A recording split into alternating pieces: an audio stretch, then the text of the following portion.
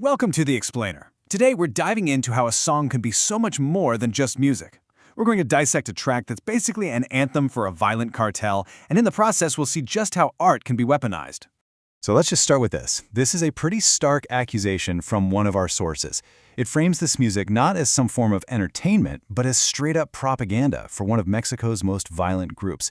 And that really sets the stage for everything we're about to get into. So what is this song exactly?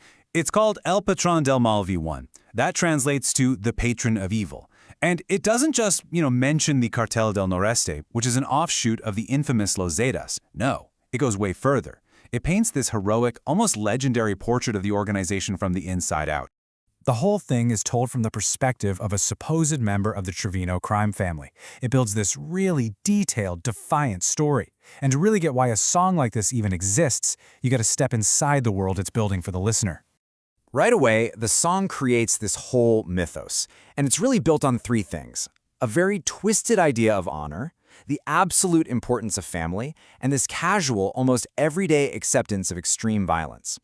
So notice what's happening here with the language. It's reframing a life of crime. It's not just about, breaking the law. It's presented as this noble duty. You're defending your family's honor. You're carrying on this dangerous but proud legacy.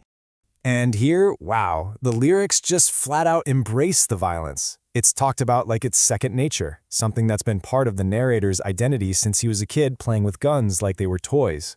This isn't some excuse for the violence, it's a boast. It's a source of power.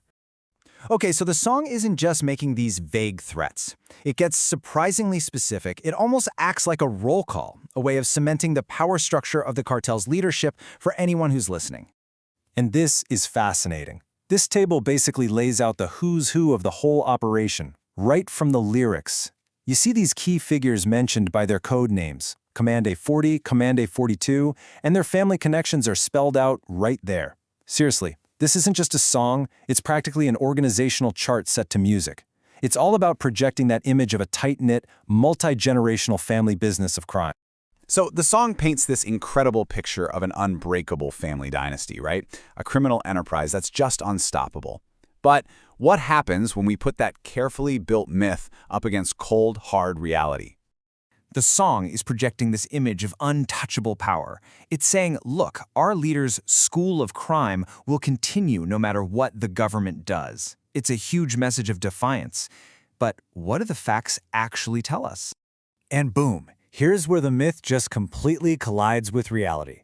The very same leader, Z42, who's glorified in the song as this active, defiant force, was actually captured in a massive operation. All of a sudden, that whole image of being untouchable just shatters. This timeline really shows you the pattern. The so-called dynasty that the song is celebrating was actually being systematically taken apart. First, you have the founder, Z40, captured back in 2013. Then, just a couple of years later, his brother and successor, Z42, is also taken down. Now get a load of this number. Over 1,000. That's the estimated number of halcones, or spies, that Z42 had on his payroll in just a single state. It just goes to show you how massive and deeply rooted this operation was, which makes the fact that its leaders were captured all the more incredible. So all of this brings us to the real heart of the question in this explainer. If the story the song tells is so easy to prove false, why even make it in the first place? So really, why bother building a myth that anyone with an internet connection can disprove? Well, it's because the goal was never about being factually accurate. The goal is propaganda. Look, this music isn't about telling the truth. It's got 4 key jobs to do. First, it's branding. It projects an image of power, no matter what's really going on. Second, it's a recruitment tool, making the criminal life look romantic and exciting. Third, it's for intimidation. And maybe most important of all, it's about myth-making, creating a legend that's so powerful it can outlive any one leader. This isn't history, folks. This is advertising for a criminal enterprise.